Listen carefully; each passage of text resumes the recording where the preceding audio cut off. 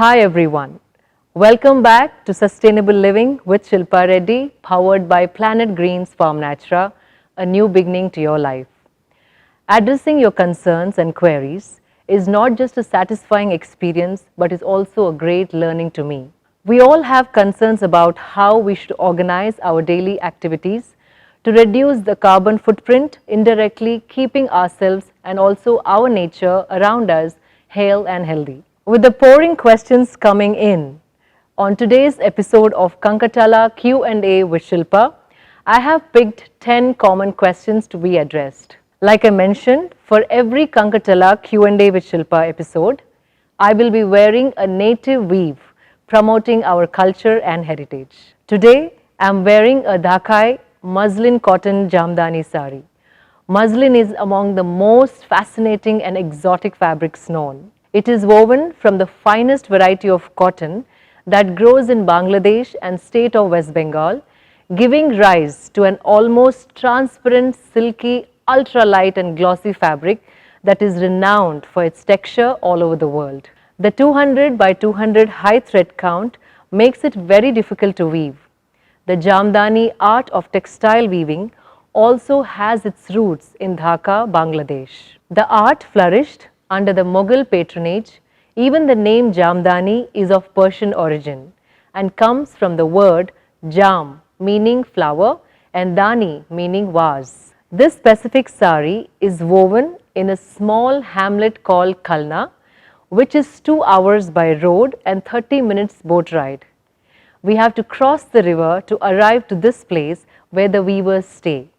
The weaving is only done during the early hours before sunrise and after sunset, as the moisture in the air affects the feel and fabric.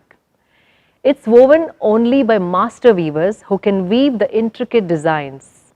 Jamdani as a technique means an extra weft with a thicker yarn to get the design.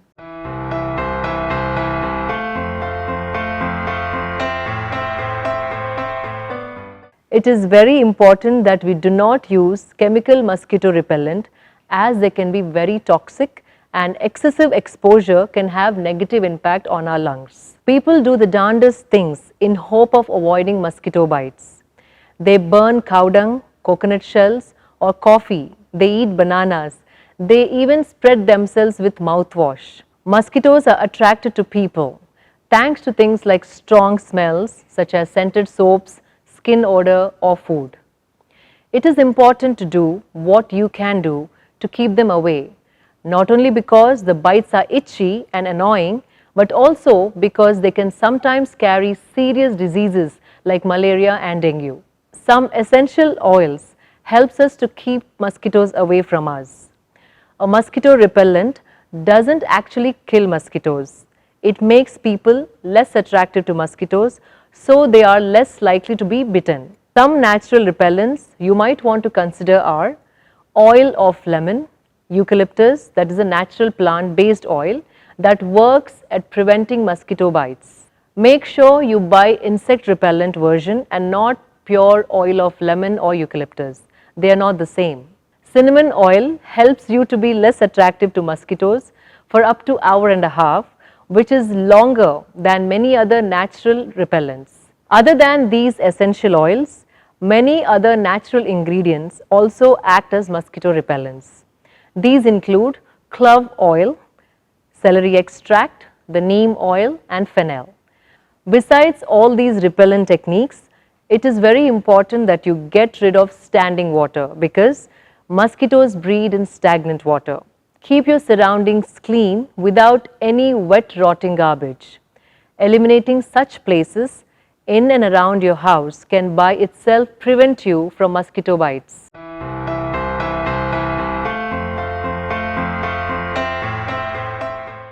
To start, one has to dig a pit if you have a backyard or space for it. Use an old trash can with a lid or an old pot with soil. A terracotta kamba or many other options for composting bins are available online. Add compost materials in layers, alternating moist and dry. It is important that you don't dump all the substances together. Keeping the compost moist is quite crucial, but at the same time not too moist.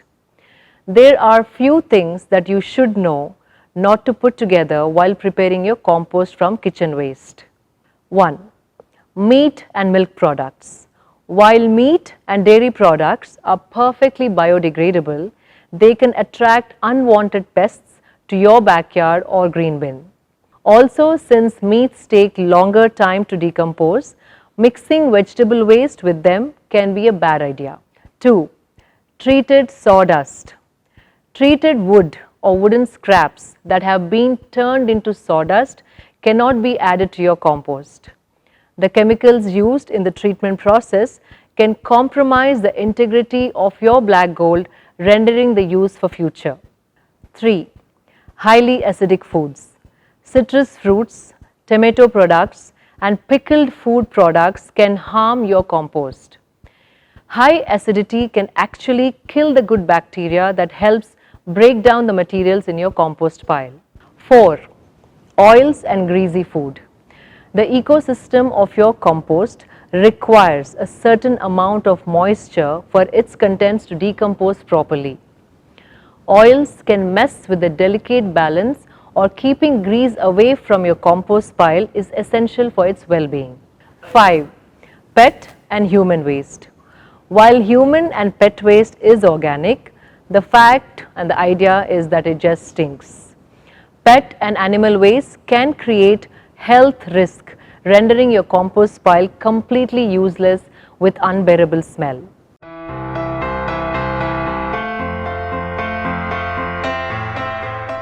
Composting is the process of decomposing organic material to form compost. This process recycles various organic materials, otherwise regarded as waste products, to produce a soil conditioner. Compost is rich in nutrients which can be used in gardens, landscaping and urban agriculture. Compost is the foundation of a thriving garden. Few gardeners get composting right every time, but others face problems. Common problems include smelly compost bins, slimy ingredients that have become excessively wet, or compost that has simply stopped rotting down before it's ready. The most common problem is excessive moisture, which causes foul odor, ants, flies, and production of substances harmful to our plants. Adding too much fresh material instead of balancing mix of fresh and dry materials is the usual culprit. Fresh materials such as vegetable peelings and grass clippings have high water content, which makes them heavy if your compost heap is too wet. Add dry materials into the mix to get the balance of greens and the browns. If you do not have enough dry waste handy to balance both, you can always use coco peat and shredded brown carton boxes, which are safe to add as they absorb excessive moisture and can safely be composted along with the other waste. Now if it is too dry, it will stop decomposing, as the bacteria and fungi responsible for composting process won't be able to work effectively. To prevent the heat, sprinkle some water evenly using a water can and mixing it well, and then now you are good to go.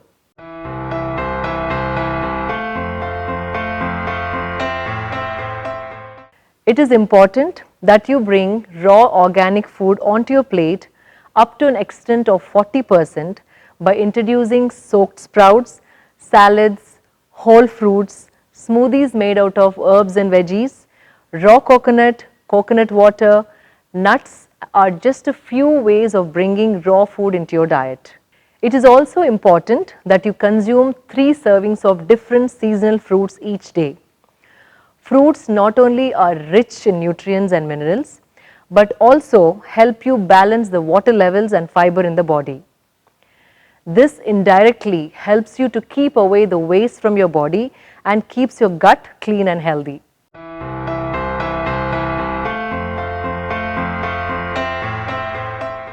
Most of us often let the food run through our gut even before we properly chew it. It is said that 70 to 80% of the digestion process should happen in our mouth itself as we chew. Hence, it is very crucial that we chew the food properly. Also remember to keep yourself hydrated at all times. Having enough water levels in the body will help you through various processes like digestion and other metabolic activities. We should always ensure to cook our food in the right capacity and not overcook. When we overcook, we lose a lot of minerals, vitamins and other important enzymes for the body. Eating fresh produce directly from a farm or a farmer's market means less of storage duration, which will keep the nutrition value high and without depleting. Having said that, it is not healthy to heat your food in a micro oven. The heat artificially produced in a micro oven isn't safe and kills the nutrition and needed enzymes. Ensure never to cook in an aluminum utensil.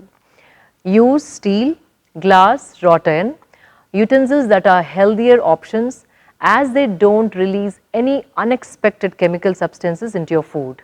Talking about edible oils, it is very important that we add the right kind of fats to our diet. Saturated fats are not healthy at all. It is best to keep away from cookies, chips and most of the packed foods which has a long shelf life. Most of these packed foods are deep fried, high in sodium and added preservatives. Reducing intake of sodium through salts and cutting down on sugars, majorly refined white sugar, is very important. We should be willing to change the spending pattern when it comes to food and other necessities which impact our health directly.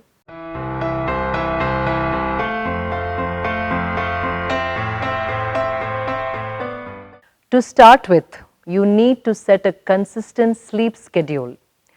Going to bed at the same time and waking up at the same time helps you regulate a sound sleep. Also, having healthy diet helps you sleep better. Always avoid alcohol, nicotine and caffeine before going to bed. It is well established that sleep is essential to our physical and mental health. But despite its importance, troubling percentage of people find themselves regularly deprived of quality sleep and are noticeably tired and sleepy during the day. Also, turn your bedroom into a sleep-inducing environment. Acquire a dark and cool environment that can help promote sound sleep. Using heavy curtains, blackouts, shades to block light helps you have an undisturbing sleep. Go to bed when you're truly tired. Struggling to fall asleep just leads to frustration. If you're not asleep after 20 minutes of getting into the bed, go to another room, do something relaxing like reading or listening to music or meditating till you actually feel tired enough to sleep. Also remember not to be a nighttime clock watcher. Staring at the clock in your bedroom when you're trying to fall asleep or when you're awake in the middle of the night can actually increase stress, making it harder to fall asleep. It is also important that you lighten up your evening meals. For example, if you're eating a pepperoni pizza at 10 p.m., it could be a disaster and a recipe for insomnia.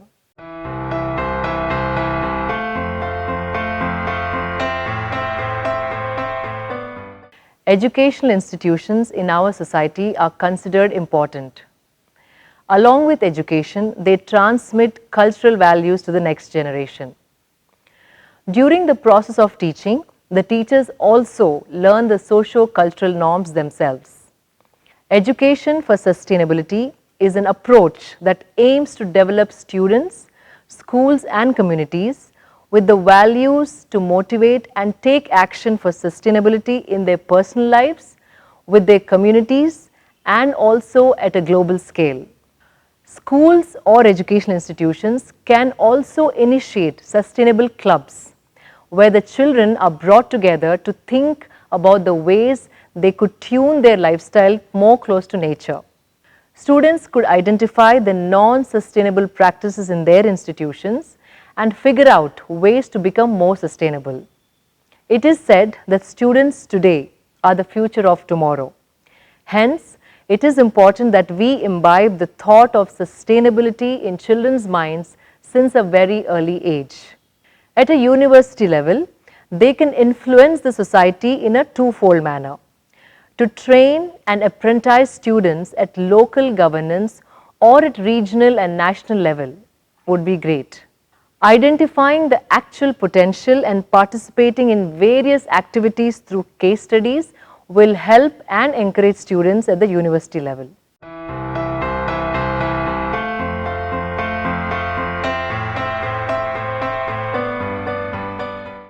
Prevention is better than cure is an old saying. It is very important to know the effects of the products that we use on our skin. Giving priority to organic products instead of chemically oriented products in your life gives you a lot of benefits. Organic products have better texture than chemical products. Just like eco-friendly technologies are the right choices for preserving the environment, more organic skincare regimes will help us prevent and protect not just our skin but also the nature around us. Let me address few skincare solutions.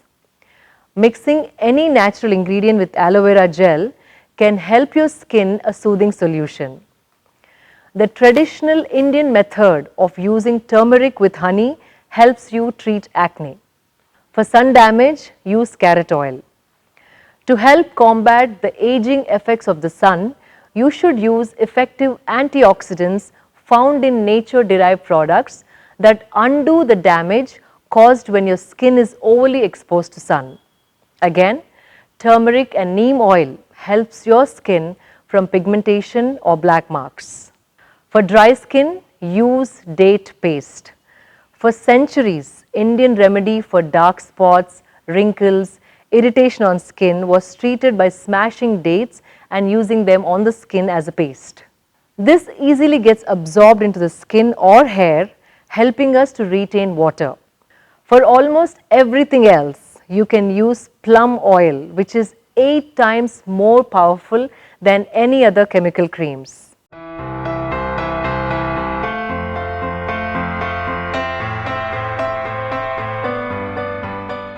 Call it a sign of the times. Rarely a month passes in which a water crisis does not make headlines somewhere in the world. Nature, turns out, can play an important and an untapped role in water delivery and treatment. Protecting water at its source can be cheaper and more efficient than treating it after it's already been polluted or gone. Investing in forest protection, reforestation, stream bank restoration, improved agricultural practices and forest fire management can reduce the amount of pollutants flowing into supplies of drinking water. Land use and water security are firmly linked. By embracing both natural and traditional water infrastructure, cities will not only secure their future water supply, they will also reshape the landscape for the better. Let me list few best water preventing ways of urban cities. Firstly, we have to protect our lakes from land grabbers. In 2010, 450 lakes were under threat due to privatization in just one city in India, Bengaluru. Local people should quickly respond and rebel against such privatization decisions. Secondly, it is important that we replace shower knobs with water buckets for bathing. Similarly, using a mug of water instead of running tap water while brushing or washing your hands add a lot of value to water conservation. It is not the time of the earth where we can use resources unlimitedly. This threatens of non-availability of natural resources for our future generations. It is also said that cities flood due to rains, but we fail to harvest the rainwater. It is very important that we dig water collecting pits during rainy season close to our bore wells. The collection of rainwater, which slowly flows into the bore wells, ensures to keep up the requirement levels of groundwater. Buying water could be easy right now, but maybe not in the future. Having said that, we should also be concerned of keeping natural resources in sufficient quantities for the future generations.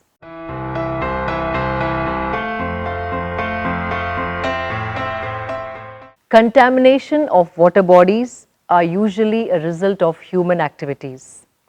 Water is uniquely very vulnerable to pollution as it is known as a universal solvent. Toxic substances from farms, towns and factories readily dissolve and mix into water, causing water pollution. If these causes are on one side, we cause greater effects on water bodies due to the parabens and sulfates that are a part of our soaps and shampoos. Phosphates can cause a variety of water pollution problems. Non-biodegradable substances cannot be eliminated by public or private wastewater treatment. Over-enrichment of phosphates can cause the water body to become choked with algae and other plants. This causes deterioration of available oxygen in water, causing death of various organisms.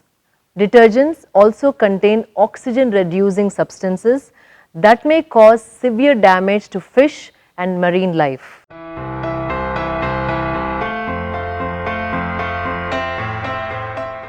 Electronic waste or e-waste describes discarded electrical or electronic devices. Used electronics which are destined for refurbishment, reuse, resale or disposal are also considered as e-waste. Electronic scrap components such as CPUs contain potentially harmful materials such as lead or brominated flame retardants. Recycling and disposal of e-waste may involve significant risk to health of the workers and their communities. A recent study about the rising electronic pollution revealed that the average computer screen has 5 to 8 pounds or more of lead, representing 40% of all the lead in the landfills. The electronic waste, which often gets thrown out into landfills, release toxins which seep into groundwater.